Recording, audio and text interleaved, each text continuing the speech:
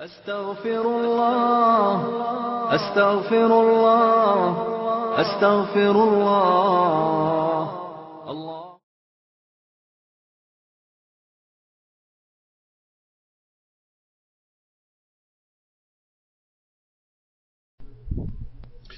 Here is another section of rib, and like any section through bone, bone has to be decalcified in order to make a proper cut through it, which means you take the gritty elements out of it, the crystalline elements, and then the bone actually becomes soft, and you could cut it like it was soft into very, very thin slices.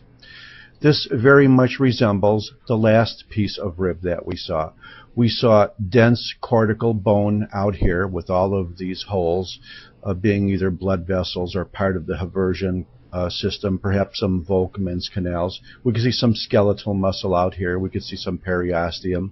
We could see some endosteum on the inner surface. And we could see marrow as well. But in the last piece of bone, all we saw was a very dense piece of bone. Here we have the second type of bone, which is not as dense or cortical bone, and for that reason this is called spongy bone or cancellous bone. Some people call it membranous bone.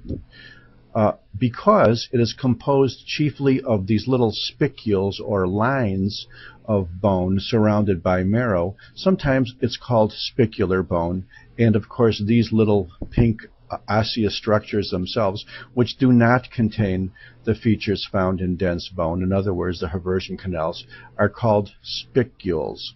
So spicular bone is much more simpler than cortical bone, or cancellous bone is much more simpler than dense bone. Let's take a look at one of the spicules.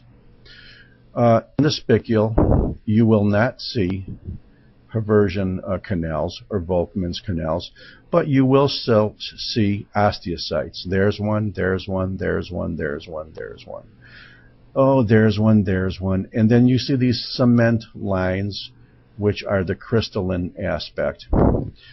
The membranous bone or spicular bone or softer bone or cancellous bone or spongy bone is formed by osteoblasts appearing at the periphery of these spicules and then being trapped up within the spicule in a lamellar line or a lamellar fashion, and that is why you do not see Haversian canals and Volkmann canals. You see a more concentric or lamellar deposition of bone.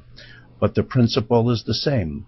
You have these rims of osteoblasts on the outside of the spicule, and as it grows, these osteoblasts get trapped up within the middle of the spicule to become osteocytes.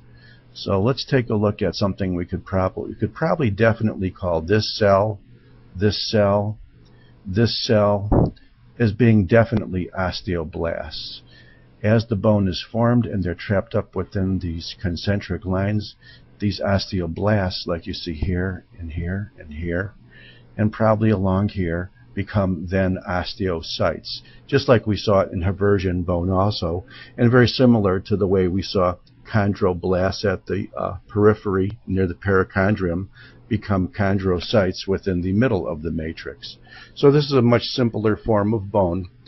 This is spongy bone, and these spicules are separated from other spicules by either fatty marrow or hematopoietic marrow. And as you can see here, these cells are not fat, so even though there is a few fat cells, so this is hematopoietic marrow, and I thank you very much.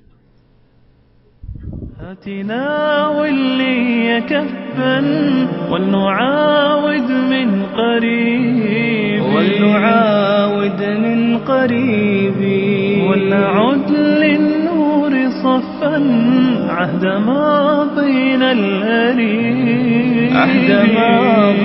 الأريب يا عسى الرحمن يهدي كل صبار منيب ويعيد الحب يندي بالهدى قلب الحبيب. عسى الرحمن يهدي كل صبار